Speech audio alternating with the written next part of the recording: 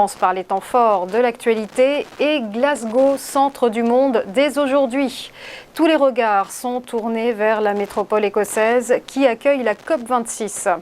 2 semaines durant lesquelles les chefs d'État se retrouvent pour tenter d'agir contre le dérèglement climatique.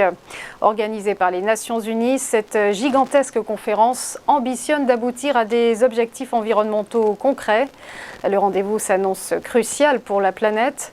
Alors que les 7 dernières années ont probablement été les plus chaudes jamais enregistrées selon l'OMM, l'Organisation météorologique mondiale. Et comme un préalable, les pays membres du G20 ont trouvé un accord hier sur une hausse du réchauffement climatique limitée à 1,5 degré.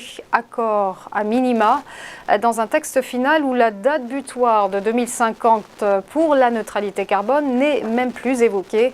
L'Allemagne, le Brésil, la Chine, les États-Unis et l'Inde ayant émis leur réticence. Ces pays représentent à eux seuls 80% des émissions de gaz à effet de serre. Et à défaut d'une nouvelle donne climatique, le G20 a entériné un Big Bang fiscal ce week-end. À Rome, la taxation des multinationales à 15% minimum est devenue effective.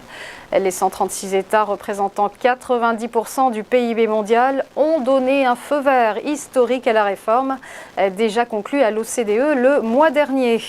Réforme qui a pour but plus d'équité dans la taxation des géants de l'économie et qui devrait rapporter 150 milliards de dollars supplémentaires par an. Entrée en vigueur dès 2023.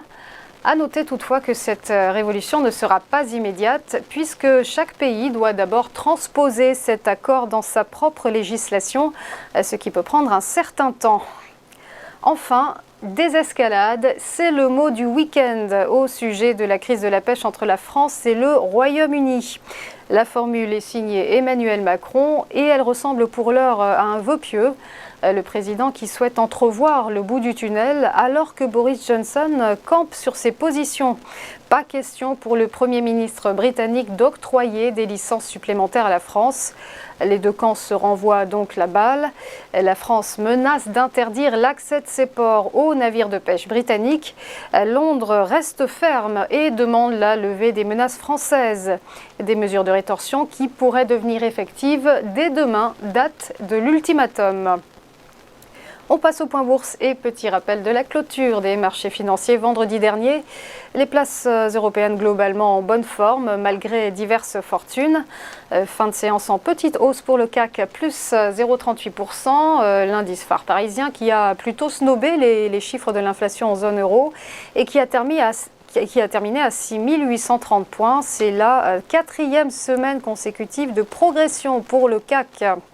À Francfort, le DAX est resté stable, un micro-recul de 0,048%, tandis qu'à Madrid, l'IBEX gagnait 0,35% et à Londres, le FTSE, lui, perdait 0,16%. Du côté de Wall Street, en revanche, c'était un tir groupé dans le vert, en dépit de résultats décevants dans le secteur de la tech. Le Dow Jones affichait un gain de plus 0,25%, avec un plus haut historique. Le S&P 500 grimpait de 0,19% et quant au Nasdaq Composite, il avançait de 0,33%. Enfin, un mot du Nikkei ce matin qui bondit littéralement de 2,61% suite aux résultats des législatives au Japon qui maintient en place la majorité actuelle. Voilà, restez avec nous, à tout de suite pour ChronoCAC et l'ouverture des cotations.